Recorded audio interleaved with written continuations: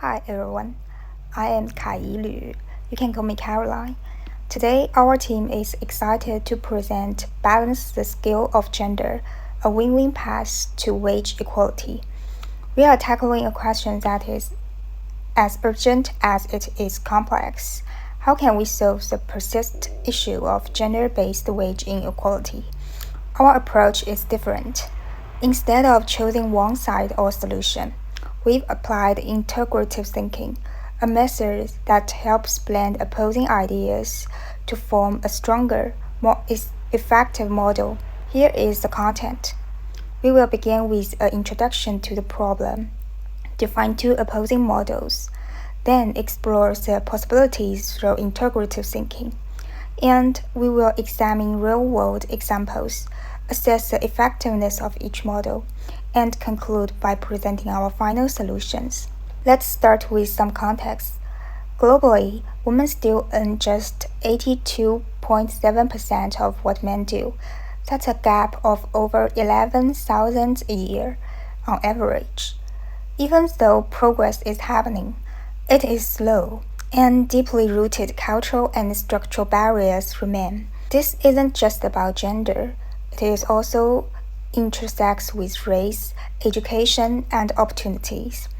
The US Census Bureau graph here visualized the gap clearly.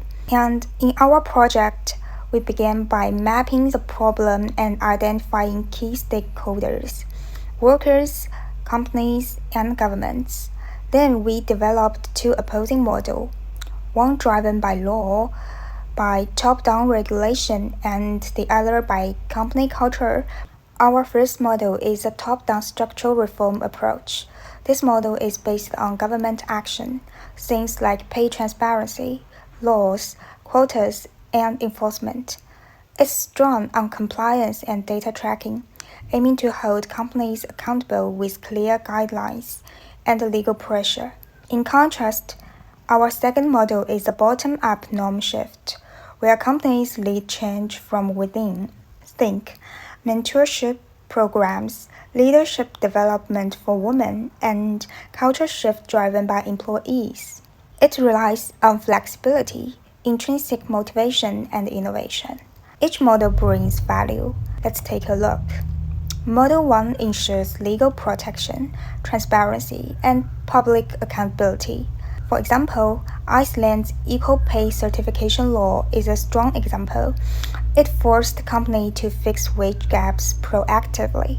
And Model 2 empowers employees, boosts internal morale, and builds company identity around equity.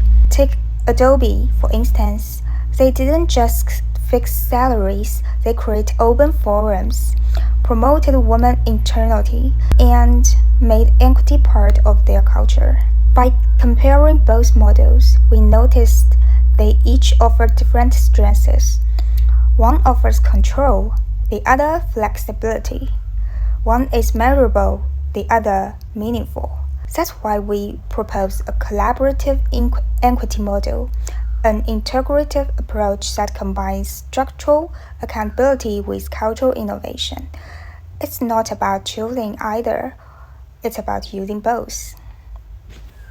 Hi, my name is Min Ho Yoon. Today, I will examine the opposing models.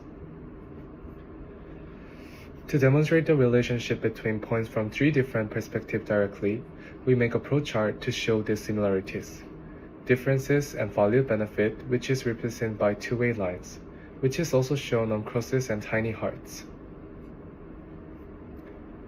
For similarities in the models, it is shown in the slide that the acknowledgement of gender wage gap is undertaken by both the models, which can also integrate it within the integrative model.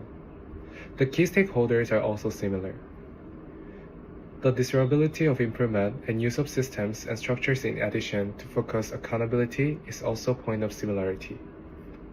Where do you see different outcomes that may be produced by similar mechanisms in each of the models? Label protection of rights in different due to different approaches. The company's growth is also achieved differently in terms of their policies and economic benefits. Government accountability of the government is different under the two models. For differences in the models, I will answer the questions. What are the benefits that are produced in one model but not the other? For some population, Model 1 benefits the labels with legal protection and the government with demonstrative commitment to social justice. Model 2 benefits companies by not binding them in legal compliances. How do the models advantage the players in different ways then? It helps labels by protecting equality rights in either way, helps companies in staying transparent in either way.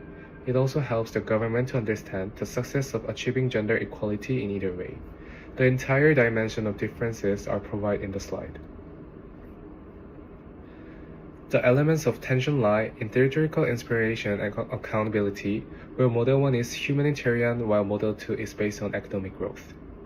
Legal compliance to gender-based inequality is the overlapping point of contention. Building a stimulus model that relies both on human rights tradition and organizational development would be the right approach. The core assumption underlining the models are presented in the slide. Under an integrative model, all factors are willing to engage, change, and collaborate. Trust and communication are attainable, culture and structure shifts are possible. As I summarized, considering the benefits, Model 1 should be implemented to bring accountability in gender wage gap and other forms of unequal practices by law, and that Model 2 should be considered as a cultural tool to enhance organizational outcomes. Both the models should stimulously work to address the problem of gender inequality. The integrative model falls between establishing the causal relationship. In the integrative model, there are self-harnessing causes and effects which are summarized in the slide. For instance, when media attention and public pressure becomes a determinant, the effect naturally leads the desired outcome even without regulation. Similarly, employee voice can keep check on organizational morals. Thank you for listening to my presentation. Hi, today I want to introduce you to an approach that moves beyond either thinking when it comes to workplace inequity, something we call the collaborative equity framework. This model blends two traditionally opposing views. On one side, Model A arguing that equity must be enforced through government mandates. Think of Norway's boardroom gender quota requiring companies to have at least 40% female directors. That is a classic example of rigid enforcement to ensure representation. On the other side, Model B emphasizes meritocracy and performance-based rewards, like Google's internal performance tracking systems used to determine bonuses and promotions. It values productivity but can overlook structural inequities. Rather than choosing one model and discarding the other, the collaborative equity framework asks, why not both? As Martin and Reel put it in Creating Great Choices, the best integrative solutions are not compromises, but creative responses that preserve the key benefits of each model. And that's what this framework does. It throws away the tension and replaces it with a shared accountability model. Each stakeholder, governments, companies, and labor, has a clear role. Governments ensure transparency and fairness, but allow flexibility. For example, the Workplace Gender Equality Agency in Australia mandates large employers to report gender equality metrics, but also collaborates with them to improve.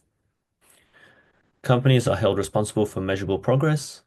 Many global firms now conduct regular equity audits, adopt flexible promotion policies, and even link executive bonuses to diversify goals. Salesforce and Microsoft being notable examples. And finally, labor, both women and men, are empowered to participate actively through feedback systems, unions, and equal opportunity platforms. Looking at Sweden, where collective bargaining includes equity concerns, ensuring that workers have a voice in policy formation. This model doesn't assign blame to one party. It builds a circle of trust and responsibility, ensuring that governments guide, companies act, and workers co-create. What is the result? A more sustainable and inclusive system, one where creativity can coexist with structure and where innovation in equity becomes everyone's business. Just pass it off to Hassan. Thank you. Hey guys, my name's Hassan and I tested the solutions and these are our results.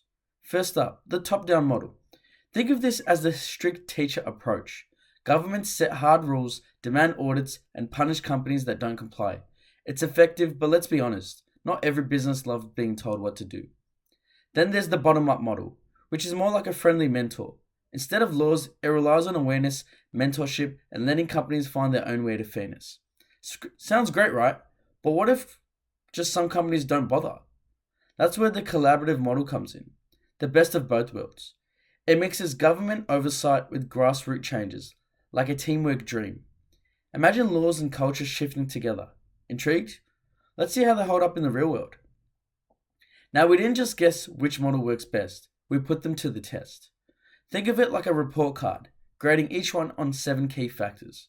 The top-down model aces equity and scale, great for big sweeping change, but it's also expensive, rigid, and let's face it, not every country has the political will to make it happen. The bottom-up model, super flexible and business-friendly, but here's the catch. It assumes everyone plays fair. Spoiler alert, they don't. Without enforcement, gaps often stick around. Now, the collaborative model is like the star student.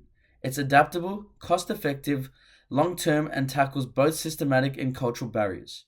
But, and this is a big but, it only works if companies and governments actually work together. So which one wins? Well, life's rarely that simple, but the data gives us some clues. Let's get real. How did these models play outside of the classroom? Take Iceland. In 2018, they said, enough talking, prove you pay fairly or you pay the fines. And guess what? It worked. But it took serious government muscle. Then there's Adobe. No laws forced them.